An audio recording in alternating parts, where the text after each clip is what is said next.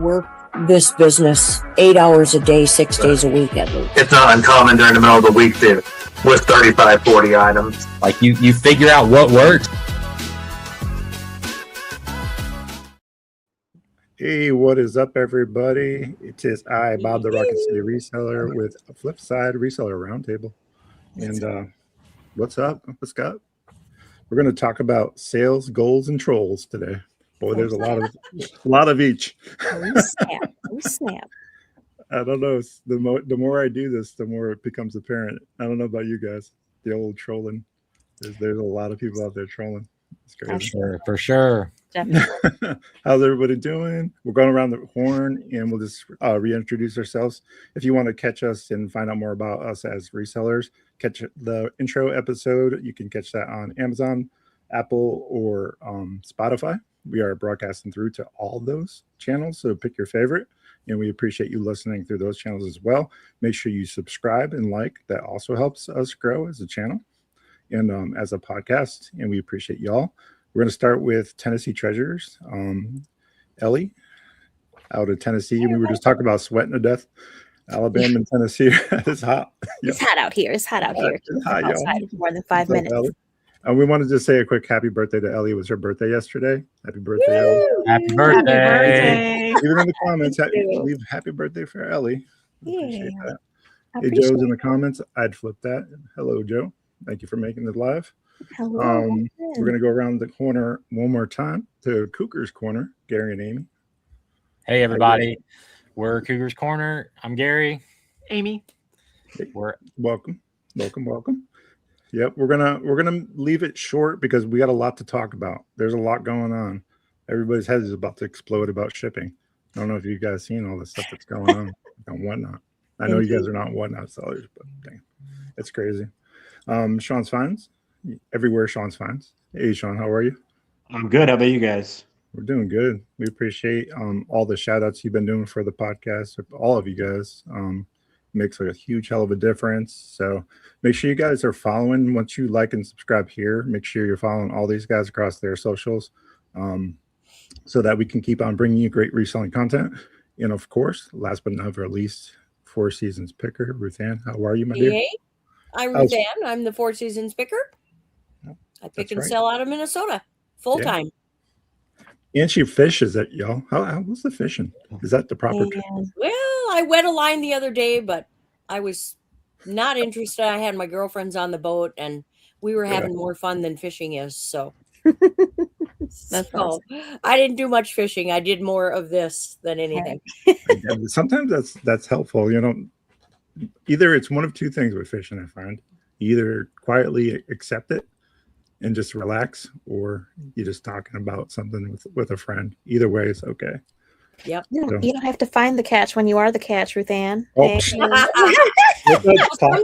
I'm old. I don't know things, but sometimes you just need a good afternoon with your girls. So yeah, that's awesome. That was better than fishing. Yeah, for sure. What do you guys do to unwind at Cougars Corner? What are you guys doing to like beat the? I love it. Listings, pictures, sounds like me. Shipping.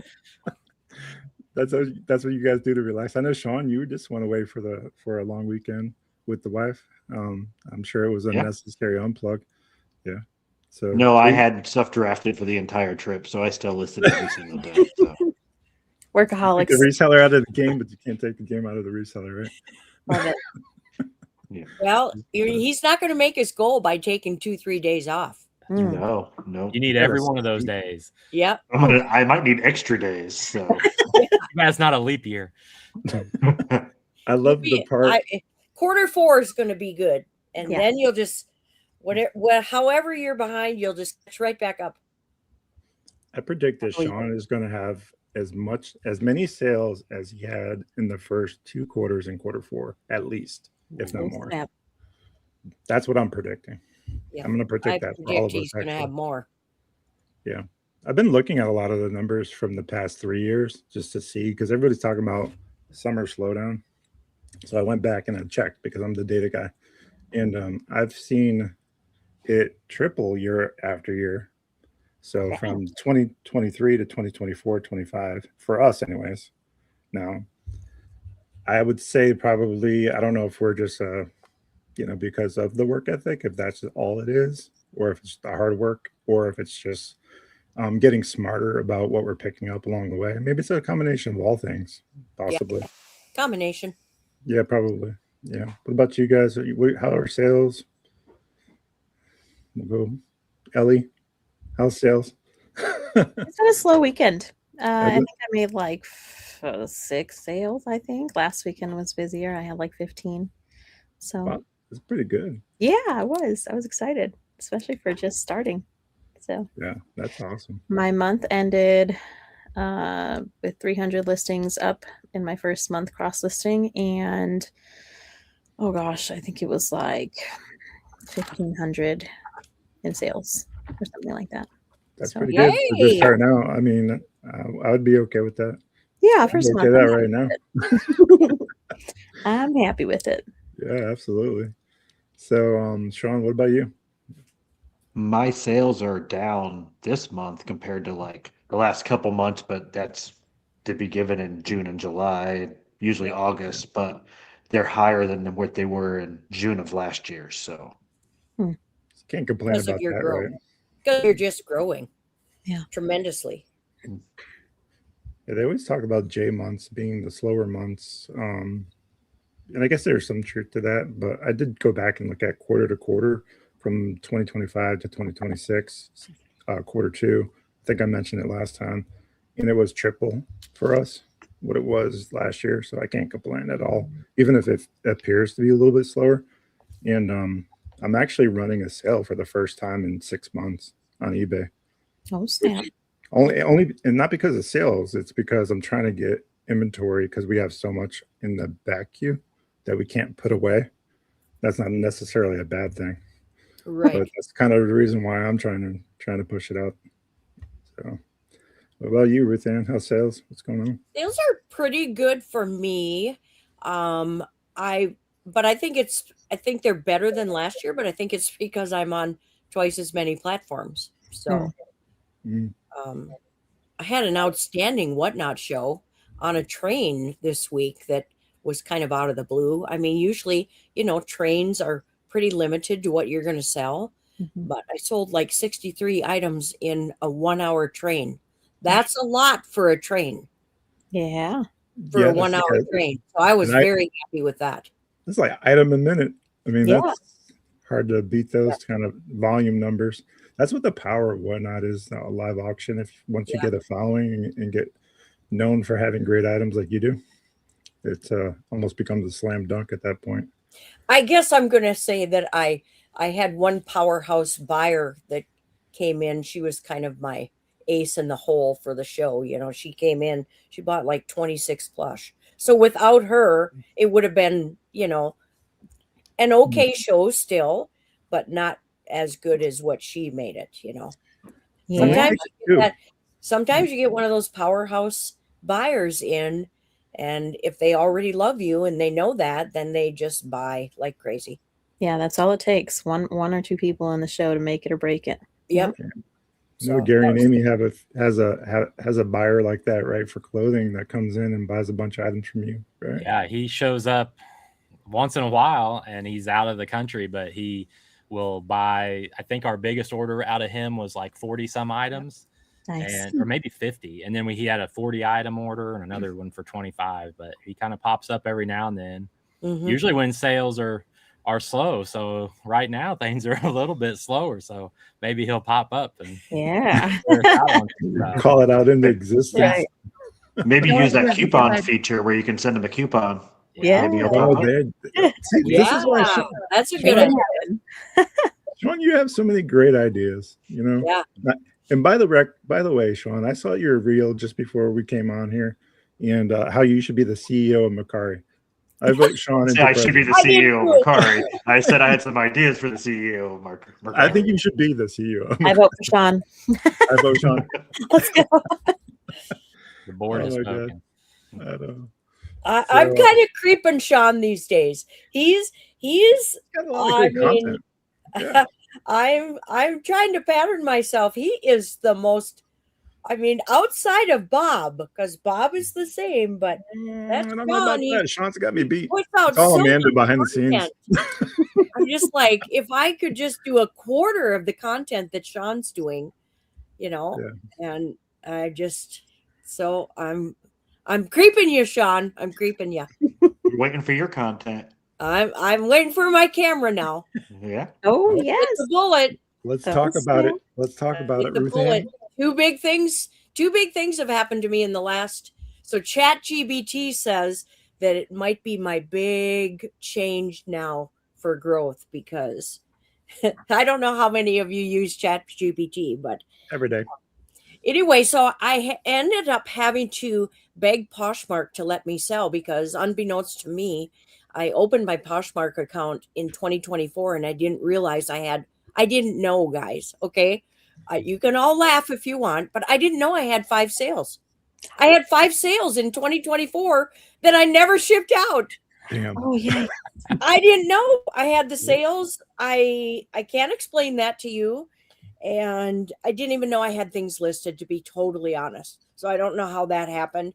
But then, so when I tried to post on Poshmark, they had restricted me. And so then I had to state my case. You know what that's like, Ellie. I sure do. I had to state my case, and I just told them, look at my other platforms, Yep. look at my rating, and I promise you I'm a great seller. And they let me back on. So Yeah. that was one big good thing. And now I've had 2 Poshmark sales Let's that I've go. got shipped already. And I bought the camera this week. So I'm waiting for that to come. Oh snap! What kind of camera did you get? I bought the 360. Let's see. I think I wrote it down. 360. Come on, where'd you write it down? It's one of those. It's a 360. Like a Is it a pendant? GoPro? It's a pendant, or it can go on my hat. I wear hats a lot, so I probably will wear it on my hat most of the time. But it has a magnetized pendant, and then it has the app that connects to your phone, so you can do most of the transferring onto your social media from your phone. So Love it. Perfect. me and ChatGPT are going to be learning next week. Let's I'm go. looking forward to seeing what Ruth Ann comes up with, because I already like the content that you're already doing.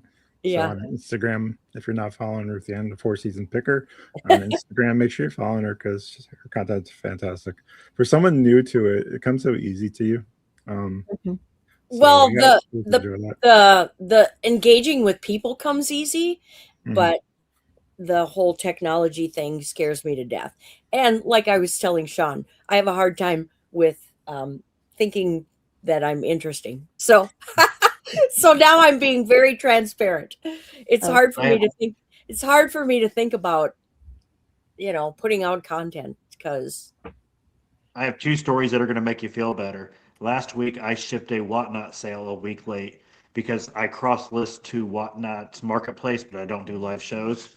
And I didn't know I sold something because I get so many spam notifications from Whatnot advertising shows that I just ignore. I had a sale in there the whole time I didn't know, and I shipped it a week late. And 2, with the technology, when I bought a new computer, I sent Bob like 20 links. Like, do you think this will work, Bob? Do you think this will work, Bob? So if you have tech problems, just ask Bob, and he'll respond and talk you through it. So Love it. If I have time, I'm always willing to help. Time is one of those things. Time management is a tricky thing, especially when you're rocking a 9 to 5 like I do. It's like a damn anchor around my neck. So Yeah. man, if it wasn't for that 9 to 5. So I can't even imagine that, actually. Yeah, I mean, I think part-time reselling, and Sean did, most of us actually did that for a while now. Ellie still considers herself part-time, even though she's not. Full-time mama is her main gig, but I think from a part-time, I would say part-time reselling almost feels like it's harder. I've taken weeks off where it feels like full-time, and that's where I'm using my baseline.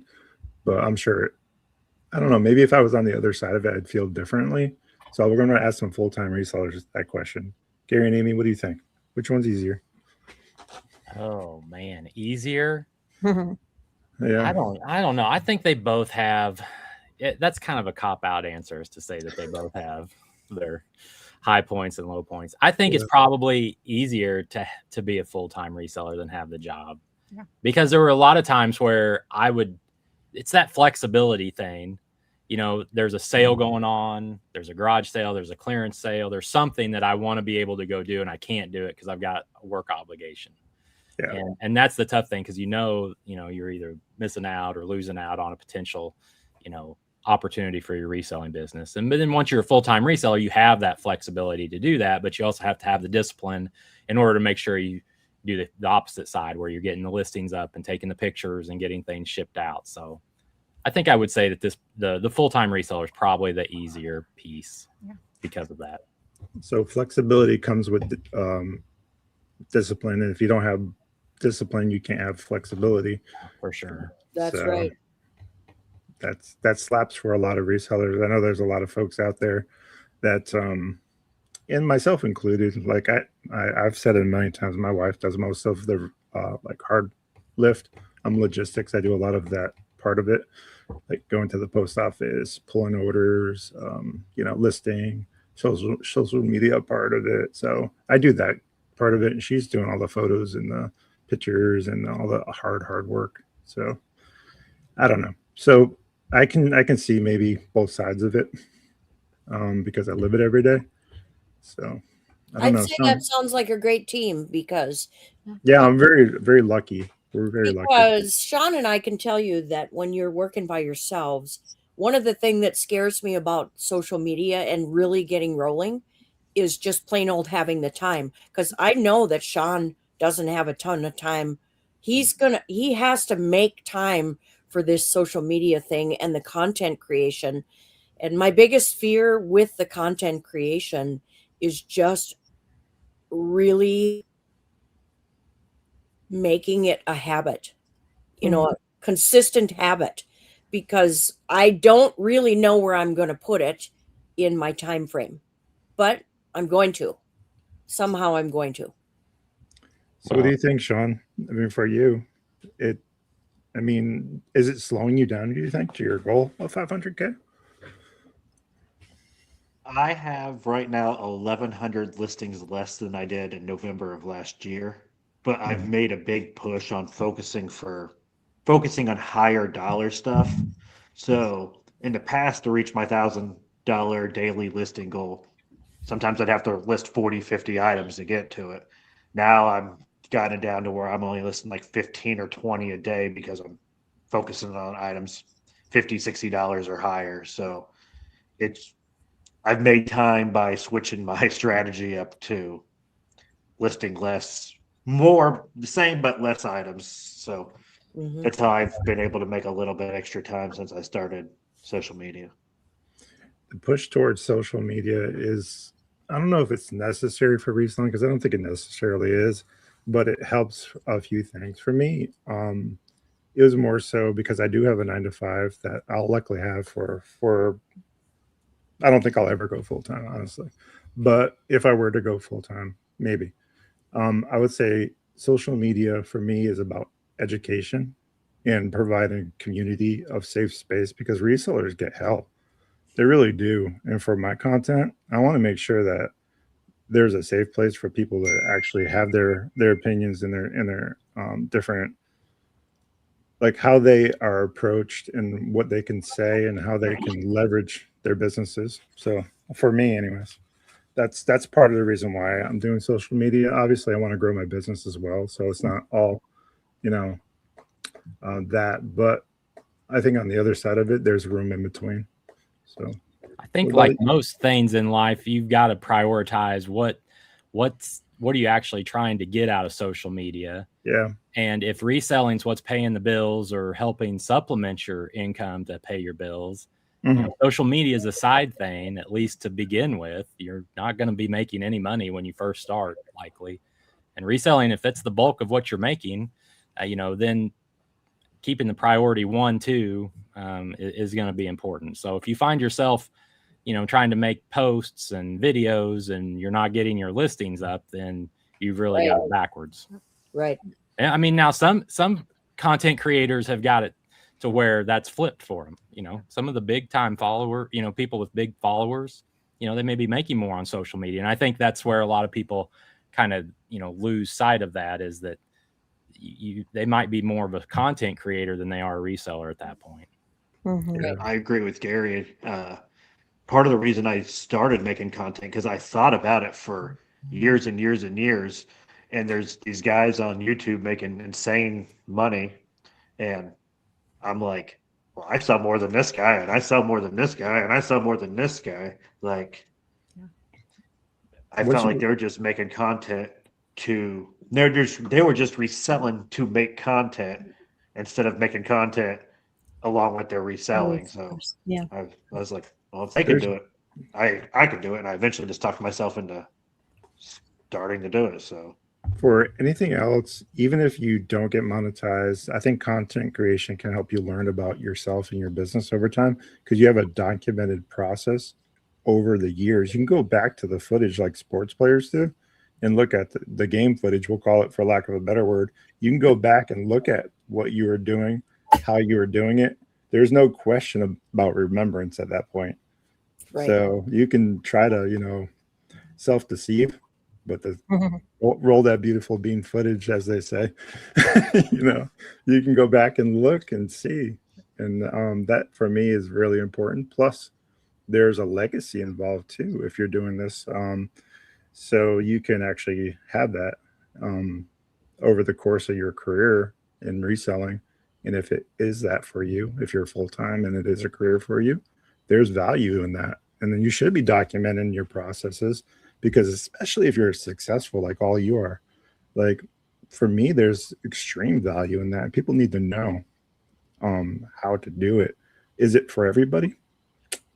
I don't know. Reselling for everybody, Ellie? It can be. Can be. It just depends on what you can put up with. There's a lot behind reselling. And one of the questions I had for Sean and Gary and Amy is, like, I guess I started reselling as part-time and I was working full-time too. And it really took a backseat then. I think I was on, maybe my 90-day was like, I think it maybe reached 6,000 90-day when I first started on eBay before I got banned. But I was working a full-time job then. And so when I got banned, reselling took a backseat. I tried Whatnot. But I guess my question for you guys is, do you feel like you're working as hard or harder as when you were still full-time and like doing full-time working and then part-time reselling, trying to make this full-time?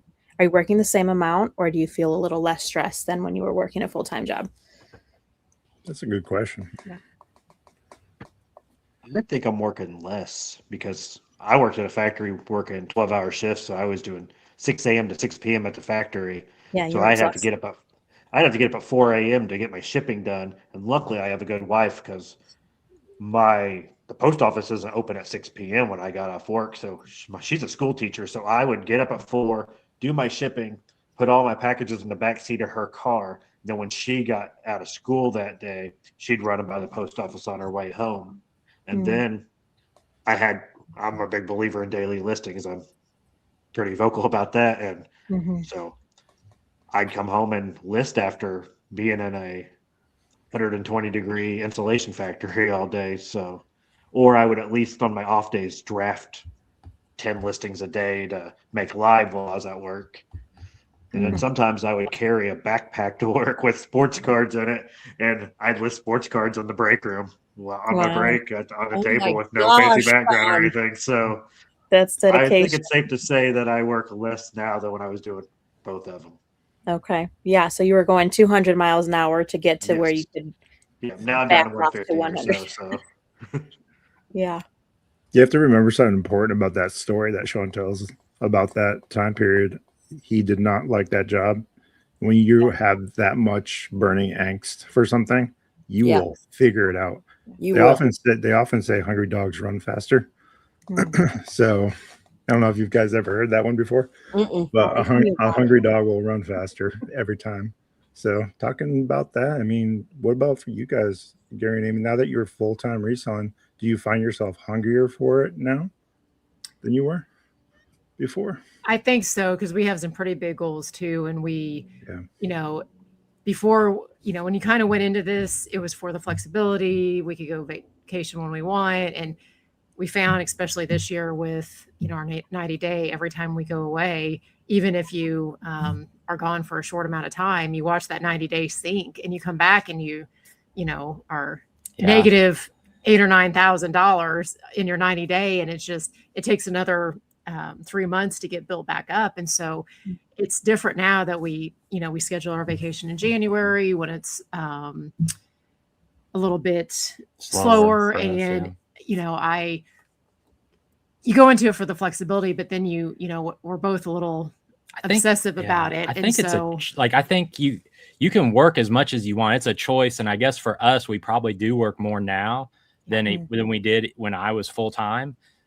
Even though when I was full time, I would come home after work and we do 40 or 50 sets of pictures, and I do listings, you know, in the morning or on break at work or in the evening. But that was a choice. Like, we didn't have to. We could put up 10 or 15 or whatever and just be fine with that. But I think, like, our goals and what our desire for our business to be is to, you know, do more and more. And so in order to get to that point, we choose to work, you know, as much as we can. So I think that the answer is, like, yes, we do probably work more now, but that's not to say that we didn't work a lot before we had this as a full-time job. And it's what you make of it. Like, we don't have to do that by any means, but that's, you know, we're both a little, you know, if you're going to do something, then do it. Like, you know, so it's, you know. Well, I think we've always had this idea that we want to see, what can we make this, like, how much of a fire can we make with this? And if that means putting out 50 or 60 listings a day, you know, then we've talked about, what does it look like if we put out 100 a day? Could we manage that? And what would that look like? And so then it's just a matter of, you know, everybody's got the same 24 hours. Just depends on when you want to work them, how much of them you want to work, and what you're going to be doing with that time. So, I mean, you know, maybe it sounds crazy, but I think we do work more now, but part of that's a choice to see, what can we make this? Yep. Yeah. I love that. That's what I love about reselling too. Everybody gets to choose what they make of it, you know, and that's what I love about this panel. You know, Bob is considering himself part-time. Ellie, her first priority is her kids. I draw a pension, and tomorrow I'm taking my mom to the doctor. So that's a priority, and I can do that. And it's just, everybody can make their business exactly what suits their life and still succeed in what that looks like for them. Absolutely. And that's what I love about this occupation for everyone. There's no right or wrong answer to this way that you run your business. You That's almost right. get to pick your salary. Like, if you want to make, I mean, if you want to make, really do. if you want to make 50 grand a year, you put 50 grand's worth of work in. If you want to make 100 grand a year, you put 100 grand worth of work in, and it's up to you how much you want to make, as long as, you know, you don't run out of time. Yeah. For those people that are saying that they can't find good inventory, Sean, what do you say to those folks? Like, because to me, I would say, if your area, like right now, I couldn't find a good clothing brand to save my life in the city of Huntsville. If you're finding that and you're in the Huntsville area, good for you, because I've checked everywhere. It's basically George everywhere. What do you say to those people, Sean? I think one of the keys is mastering your area. I know on Friday and Saturday what areas of the town is going to have the best yard sales. I know on Wednesday mornings I got a flea market and auction I go to every week. I know on Thursday there's a kind of crappy flea market I'll go to if I'm low on stuff, which hasn't been an issue in a while. I know on high bid, I know which auction houses I can bid on, and I can usually find good deals and good stuff where they're flexible with their pickup times. I know the local auction houses that I avoid because you can't buy anything there because the stuff goes too high. I know which auction houses you can go to that usually has deals, and it's just through trial and trial and trial of years and years and years and mastering your area. I know which Goodwills, if I'm not a big thrift store guy, but in the winter I will go into them every once in a while. Which ones are a little better than the others? Like, it's just mastering your area.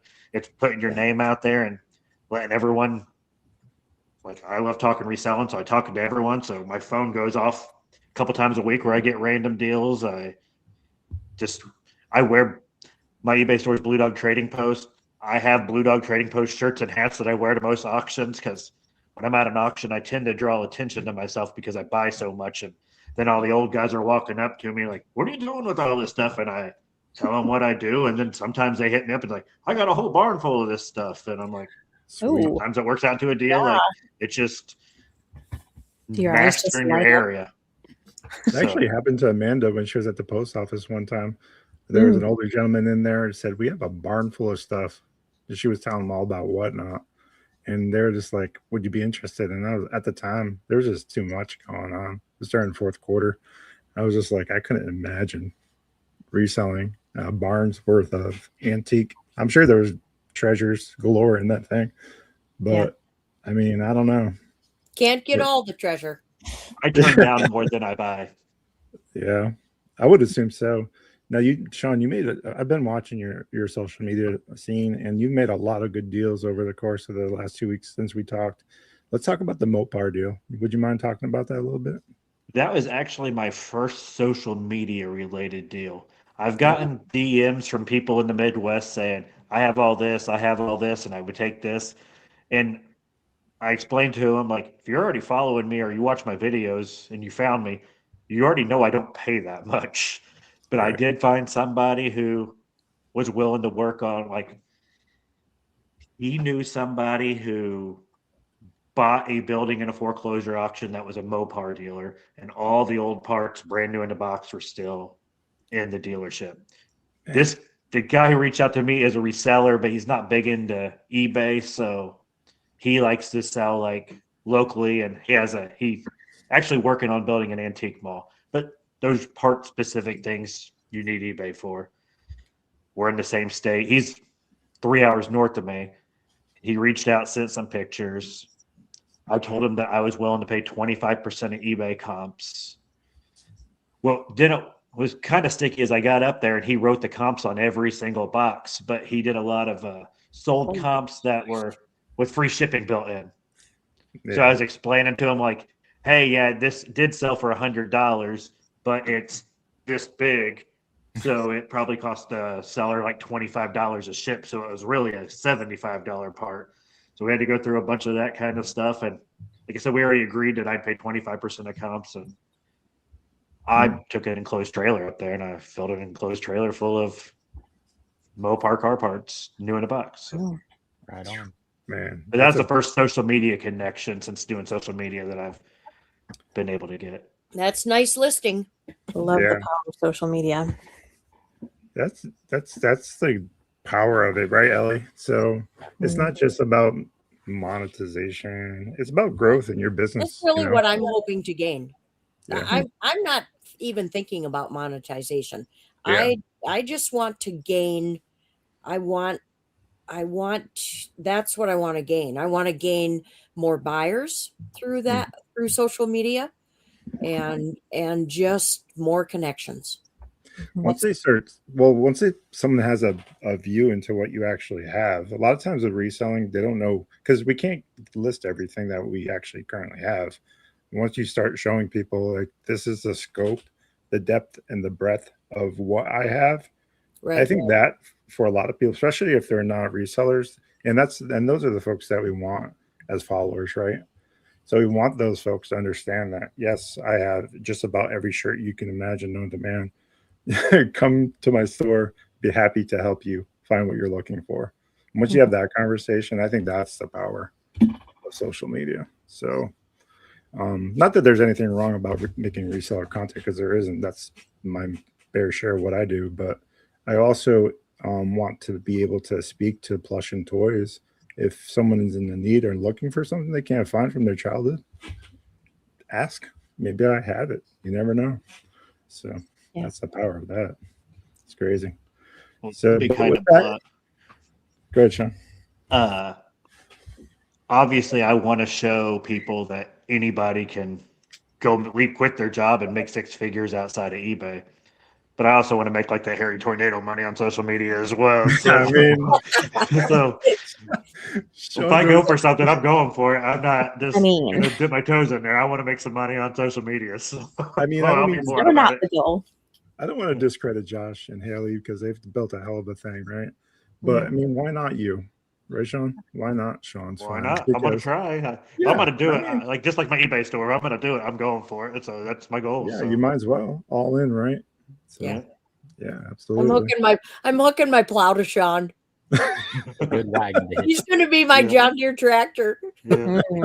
You could pick a worse person, that's for sure. Sean is tenacious. I love that about y'all. The work ethic mirrors ours in a lot of ways. So for me to be able to have like-minded people to talk to like this in the forum, and also give our chats the opportunity to be seen throughout, because I know that there's other like-minded people out there that are watching us and thinking to myself, yeah, I need a group of people that I can hang out with, because you become the folks that you tend to hang out with, and the five people that surround you the most. So look at that. Look at that very deeply. If you're listening to and hearing the sound of our voices, the 5 people that you are hanging out with are what is likely causing you to be there successful, or maybe not. There's a lot more to it than that, but it's probably a good indicator of where you're going to trend to go. So got to be really careful about that. And I tell mindset my is son that all the time. I have a tech question. Uh-oh. If I hit the connect button right now, if I hit the connect button, can I join the chat without messing up the stream? Yeah, I on don't the see it. right-hand side, there Not should be sure. a comments. Are you on your phone or on your My laptop. laptop? On the right-hand side, there should be a comments, right? I have admin access. I'm probably not the person to ask. You guys I can only see see that I comments. can chat with you guys. Okay. Hmm. I just saw that Joe made a comment. So Yeah, I don't see that Hey, on Joe. mine. So Joe from I'd Flip That. He's from Minnesota. So Oh, nice. Joe and Nicole, we met them in Nashville. Yes, I remember. And so anyway, from Joe Minnesota. does a thing that I enjoy as a reseller. He has fun. Yes, he does. He does it like a game show and stuff like that. So Yeah. they're fun folks to watch. Yep. Their content is great. He's also part of I think it's This Week in Reselling, the Nashville Flippers channel. Ray, Yep. He's on that podcast. So make sure you're following Ray, so you can see Joe and all the wonderful things he says. He was on We Don't Give a Flip, the podcast that I did before Launchpad Reseller podcast, and was able to talk to those guys. That was one of the first podcasts that I ever Amanda and I were introduced to. They actually asked us to be on that podcast, and that's how we got our start on the Nashville or our This Week in Reselling. They did a spotlight on our business. Cool. Watch that. That was a good episode. Yeah, it was. So if you want to know more about us as resellers and how we got started, that's a good one. It's also on our channel, Rocket City Reseller. I went ahead and got a copy of that and put it up there. So videos, I have on my channel, videos that you should watch first if you're new.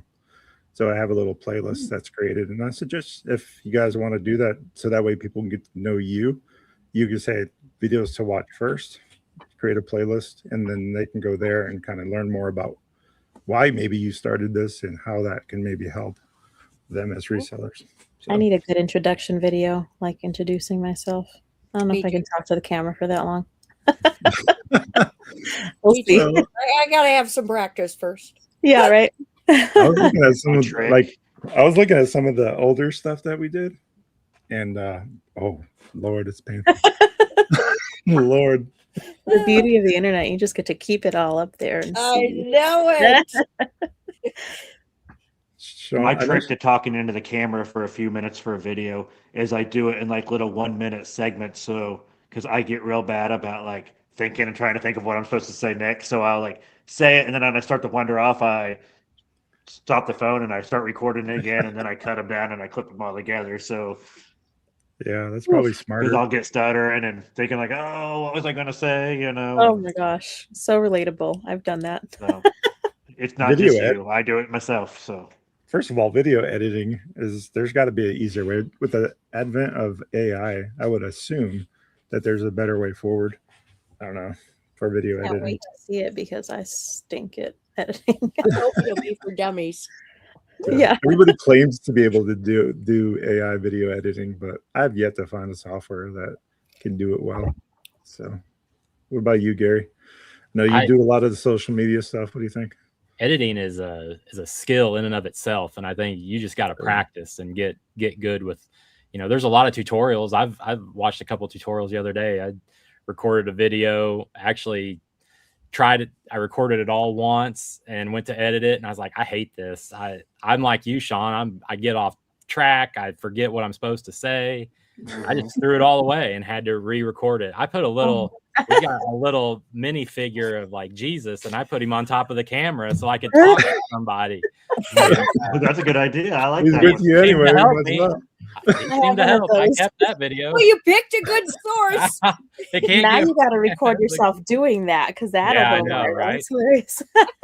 Ah, Yeah, it's awesome. Oh my gosh. What softwares are you guys using to edit videos? I use CapCut I right use now. CapCut as well. I've used Adobe Premiere in the past, and CapCut was a little more reasonable, just priced wise, and they work about the same. There's probably more features in Adobe, but for making just a talking head YouTube video or making a reel or something like that, CapCut works pretty good. You don't even need that. You can use what's in TikTok or Instagram. The first several that I ever made was just inside the Instagram editing app, and it's pretty basic, but you can get the job done that way too. Yeah. I'll tell you that I've used all of them pretty much, and there's someone that was on the podcast, We Don't Give a Flip, that actually enjoyed his social media, Junk Monkey Treasures. If you're not following Junk Monkey Treasures, make sure you do. Rob over there, he does everything on his iPhone through iMovie. He'll be the first. Yeah, he'll be the first one to say, I do not know technology. I have no idea how to edit. And after that podcast, when it was just him and I, because everybody was either sick or not able to make that podcast, or it was just him and I just having a Rob out. We're just back and forth, all the Bobs, just talking it out. And he was telling me all about his journey. And if you haven't watched that episode, it's We Don't Give a Flip. So if you want to go back there on YouTube and watch the episode, Rob's an amazing person. Bench jeweler. He's always trying to help other smaller creators too by sharing them out. Yeah, he's always shouting people out. He's a reseller's reseller. He really is. Yeah. So his content can't be beat. So he'll be the first one to admit that, the editing and all that stuff. And I did him a solid, and I helped him with his little outro for his videos. The monkey going, ooh, ooh, ooh. So I created that outro for him and I sent it to him. I didn't think he'd ever use it, right? But he was a true gentleman and was thankful. And so he uses it now in his videos. So it's fantastic that I was able to help him with that. So like I said, I'd be willing to help just about anybody. I truly mean that. So I think that editing videos is Thank goodness. Editing videos for me is almost relaxing. My problem is time. The time to do it. So it's relaxing. So weird. You data. I am. He is weird. I like all the things about reselling that resellers don't like about reselling. If you haven't noticed that yet. Yeah, Yes. you're absolutely right. Those are That's my why I enemies. think Amanda's so stinking lucky, because you're doing all I'm the lucky stuff. too. You're doing all the stuff that nobody likes to do. Yeah. Well, I think everybody has something that they like about this and some things that they don't. I think the trick to it is outsource the things that you don't like if you are able to. So we talked to Cam Life earlier this year about that very thing. And he said he absolutely has no desire to learn about clothing. He doesn't like it, but he's $1 million clothing reseller. How? Right? How does he do it? So how he does it is he does it through Whatnot. It's just volume. So if he's selling $1 million, it's probably $2 million of inventory that he's selling through Whatnot. So, and he outsources. Going back to your question earlier about sourcing, these guys are thinking outside of the box. Cam has people sending boxes to him and doing sort of like a consignment deal where he'll pay like I think 50 or some odd percent for whatever clothes you send him of what sells. So there's that. And then was it Books and Boards just on also did like a Facebook post where they were getting donations of board games and books and such. So like you just got to really think outside the box. Absolutely. Yeah, absolutely. You've got to expand your inventory pipeline, no matter what level of reseller you are. If you're full-time or part-time, you need to have several different ways to get inventory because the reselling game is getting harder. The people who have the inventory and the stores that have it are becoming more familiar with what it's worth and how to sell it for more. And, you know, you've got to be looking at either more stores, more sales, more connections.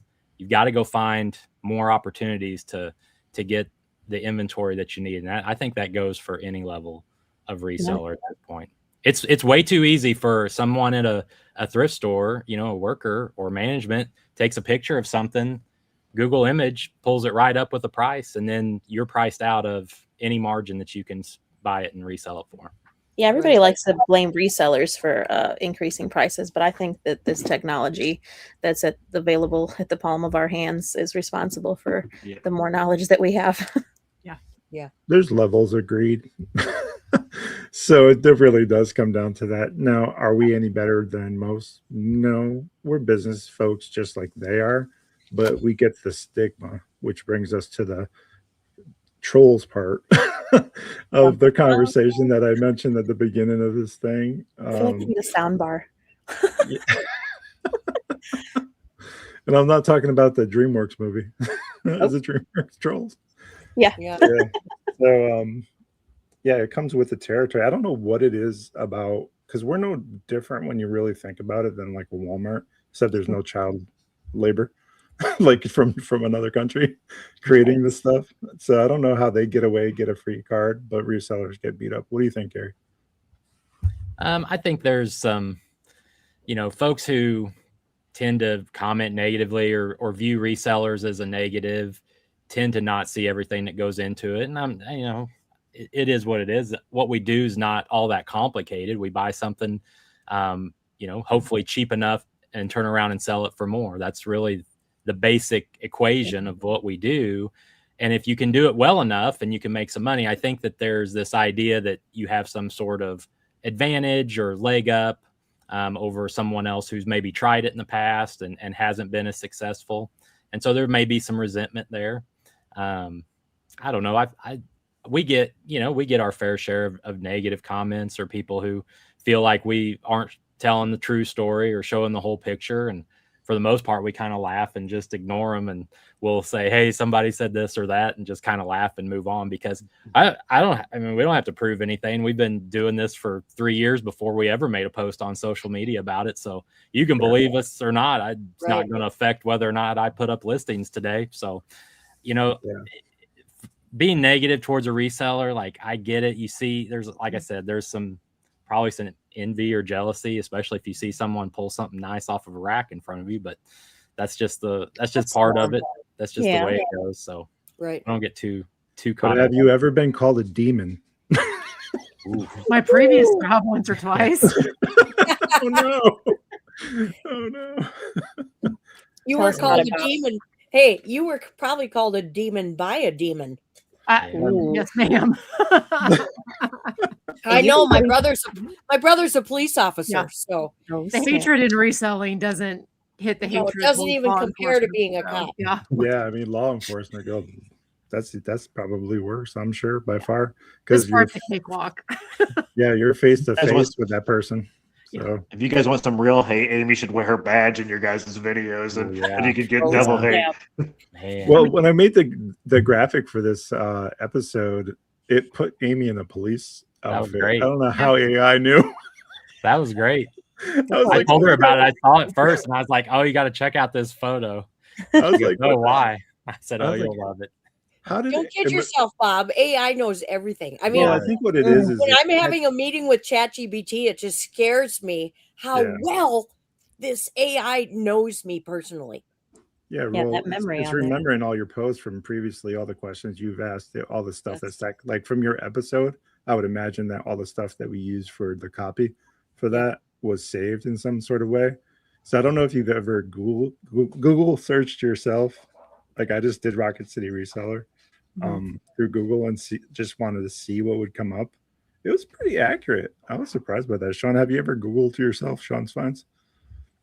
I check my criminal background check every once in a while, but I don't really Google myself. Dang. You never know. Sean's like, did I?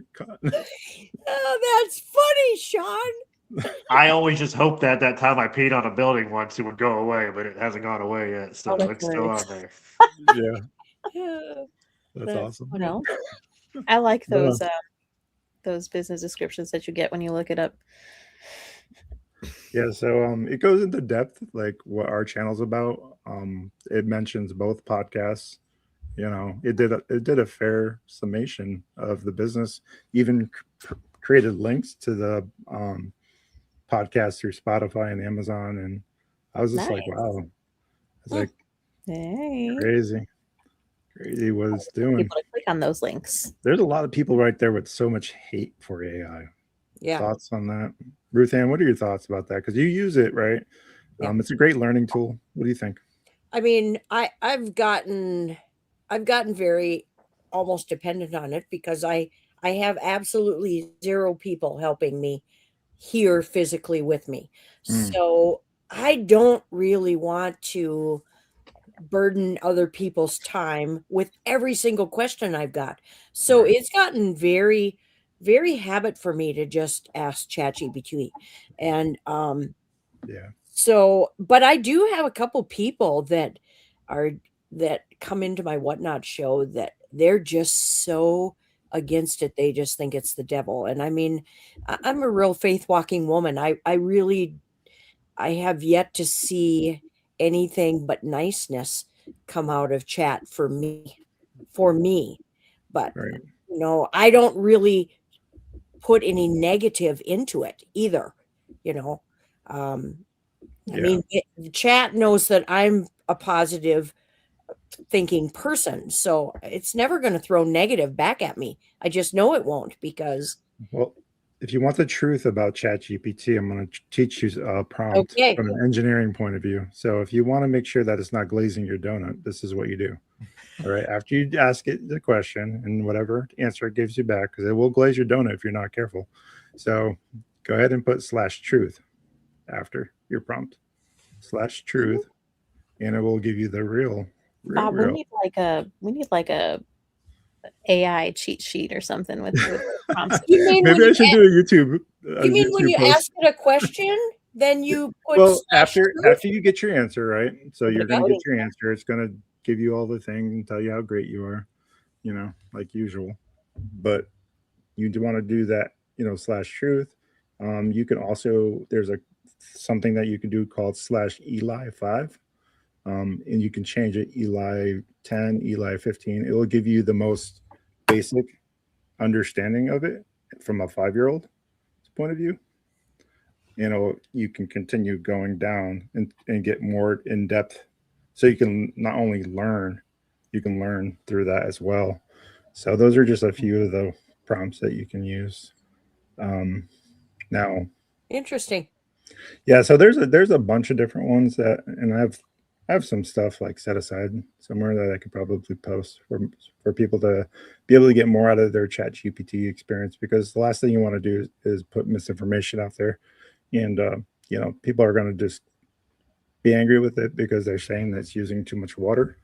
But from a tech point of view, I will tell you that NVIDIA just came up with a process that uses less water to be able to cool their data centers.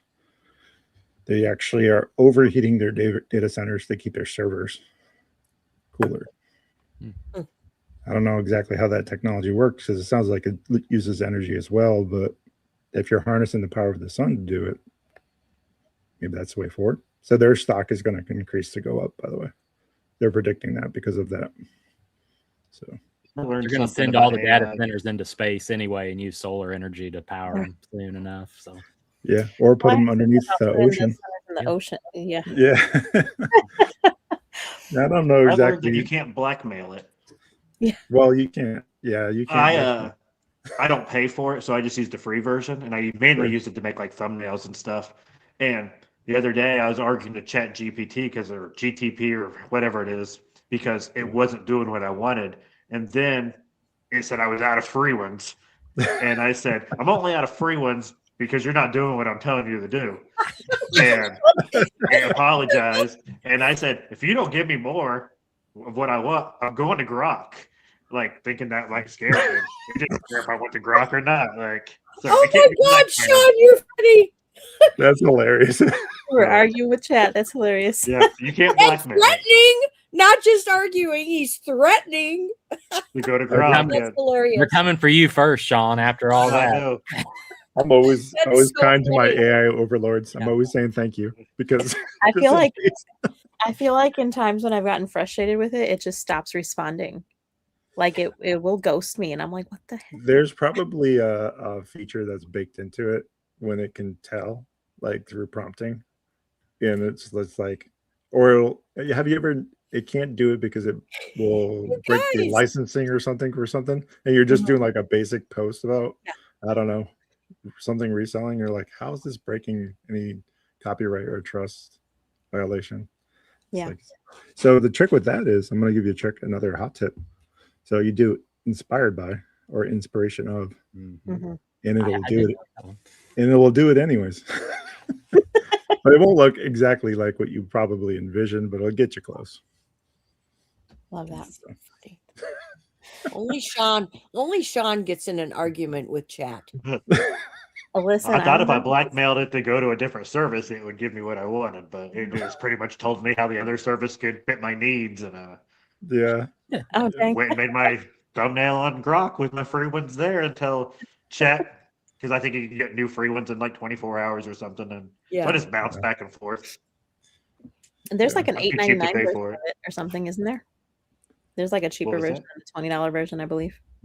Yeah. Well, I if like you the make version. your goal this year, Sean, you can upgrade. Yeah, get yourself something nice, Sean. You know, buy yourself something pretty. You'll probably be Buy able myself to some afford AI. the The upgrade. price went up for him, I think. Yeah. those cheap options of membership have disappeared. Yeah.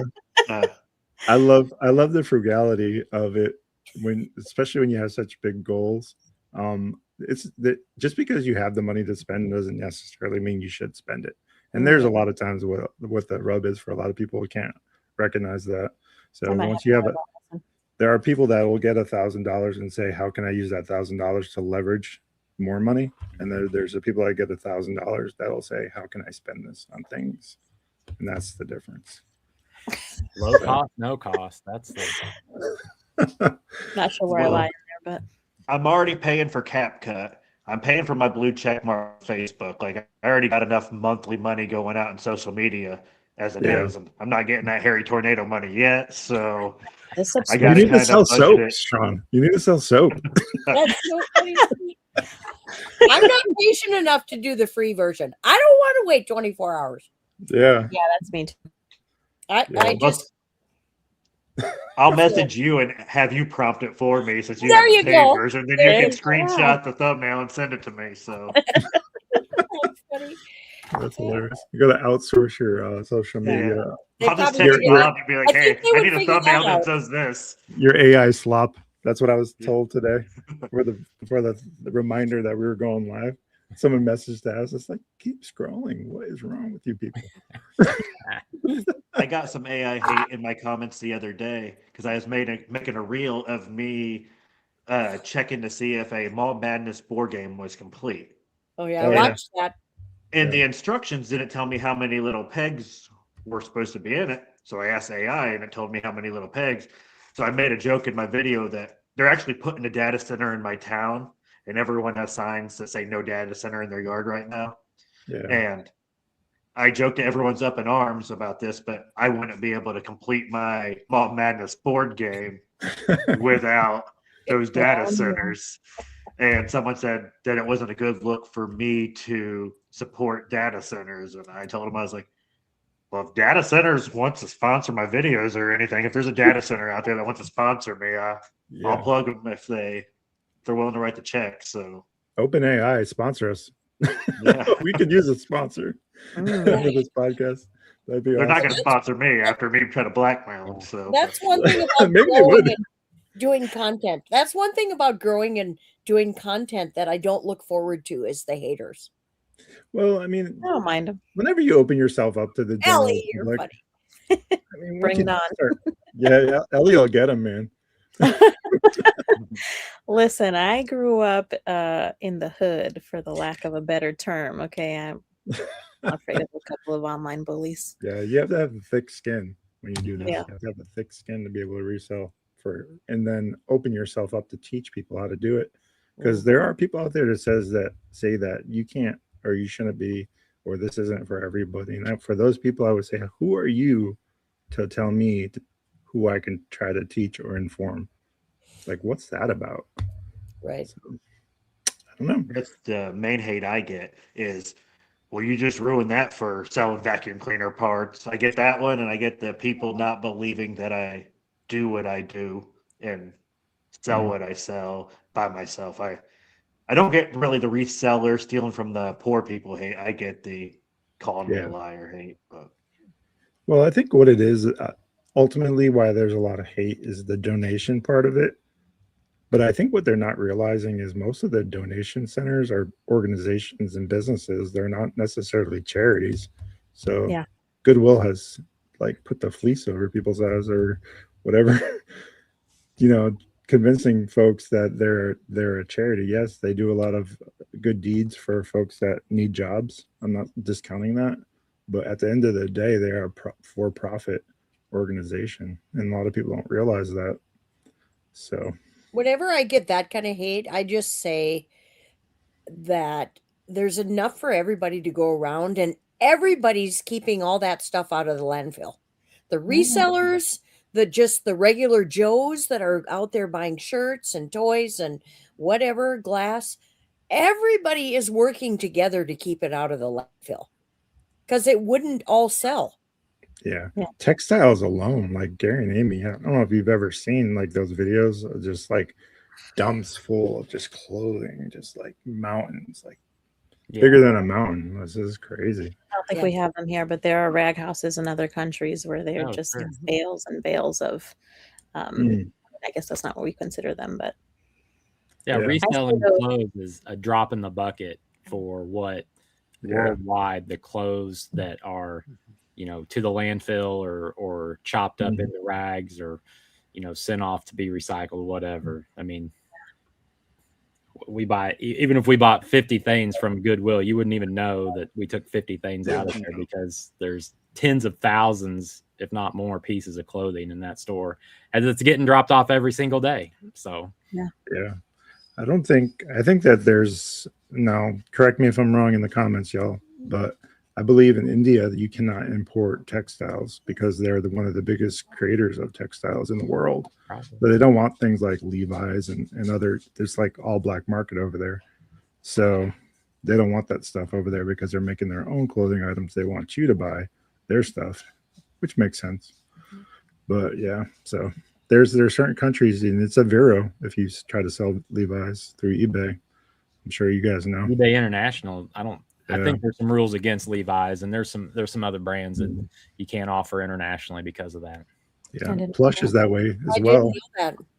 Yeah, Plush is that way as well. There's whenever we get someone from the UK that wants to buy a plushie, I'm just like, sorry about that. They just won't allow it through eBay, but I can sell it through Etsy. Make that make sense. I don't know. Yeah. Well, we talked about a lot of things. We talked about our sales, our goals, and our trolls. So we're going to open it up to the comments. If there's anybody watching here that has a comment or wants to ask a question, now's your chance. Also don't forget to like and subscribe. I want to remind you that we are going live tomorrow with Q&A. Me and Ellie will be live on Launchpad Reseller Podcast, Season 2. Yeah. If you have a burning question and you want to jump on that one, that will be 8 p.m. Eastern tomorrow. You'll catch Ellie and I on there. And we're going to talk about reselling and all. So, and if there are no questions, we're going to go ahead and wrap things up. And we want to remind you guys, if you cannot be good at it. We're going to catch you on the next FlipSide Reseller Roundtable. Until next time. Bye, guys. Bye.